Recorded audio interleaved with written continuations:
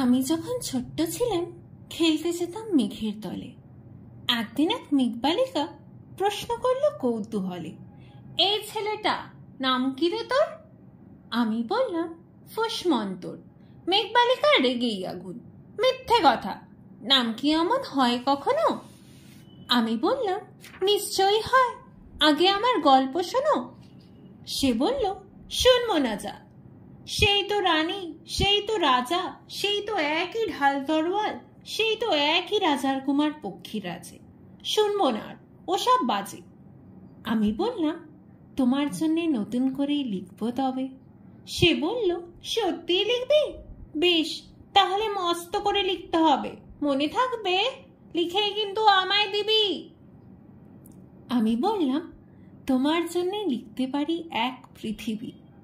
লিখতে লিখতে লেখা যখন সবে মাত্র 2-4 পাতা, হঠাৎ তখন ভূত চাপলো আমার মাথায়। খুঁজতে খুঁজতে চলে গেলাম ছোটবেলার মেঘের মাঝে। গিয়ে দেখি চেনামুখ তো একটিও নেই এই তল্লাটে। তারই মধ্যে একজনকে দেখে মনে হলো অন্যরকম। এগিয়ে গিয়ে বলি তাকে, তুমি কি সেই মেঘবালিকা? তুমি কি সেই? সে বলল মনে তো নেই, আমারও সব মনে তো নেই। আমি বললাম তুমি আমায় লেখার কথা বলেছিলে। সে বলল সঙ্গে আছে, ভাসিয়ে দাও গায়ের ছিলে। আর হ্যাঁ শোনো, এখন আমি মেঘ নই আর, সবাই এখন বৃষ্টি বলে ডাকে আমায়। বলেই হঠাৎ এক পশলায় চুল থেকে নখ আমায় পুরো ভিজিয়ে দিয়ে অন্য অন্য বৃষ্টি বাদল সঙ্গে নিয়ে মিলিয়ে গেল খরস্রোতায়, মিলিয়ে গেল দূরে কোথায়, দূরে দূরে। বৃষ্টি বলে ডাকে আমায়, বৃষ্টি বলে ডাকে আমায়। আপন মনে বলতে বলতে বসে রইলাম ভিজে একসা কাপড় জামায়। বৃষ্টি নাকি মেঘের জন্য।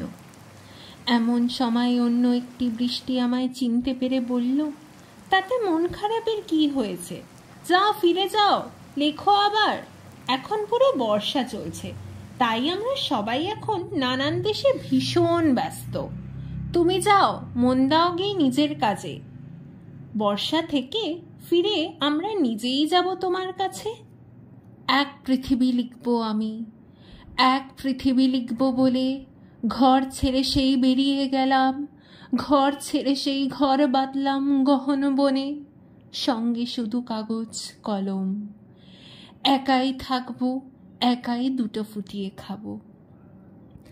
ঘাড় গুজে দিন লিখতে লিখতে, ঘাড় গুজে রাত লিখতে লিখতে, মুছেছে দিন মুছেছে রাত, যখন আমার লিখবার হাত অসার হলো। মনে পড়ল সাল কি তারিখ, বছর কি মাস, সেসব হিসেব আর রাখিনি। লেখার দিকে তাকিয়ে দেখি এক পৃথিবী লিখব বলে একটা খাতাও শেষ করিনি। সঙ্গে সঙ্গে ঝমঝমিয়ে বৃষ্টি এলো খাতার উপর, আজীবনের লেখার উপর। বৃষ্টি এলো এই অরণ্যে, বাইরে তখন গাছের নিচে নাচছে ময়ূর আনন্দিত। এ গাছ ও গাছ, উড়ছে পাখি, বলছে পাখি এই অরণ্যে কবির জন্যে আমরা থাকি। বলছে ওরা কবির জন্যে আমরা কোথাও, আমরা কোথাও, আমরা কোথাও হার মানিনি।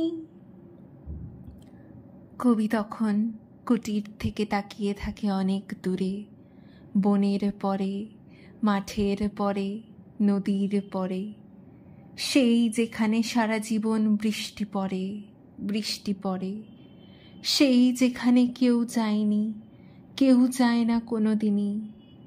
আজ সে কবি দেখতে পাচ্ছে সেই দেশে সেই ঝর্ণা তলায় এদিক ওদিক ছুটে বেড়ায় সোনায় মোরা মেঘ হরিণী, কিশোর বেলার সেই হরিণী। ধন্যবাদ।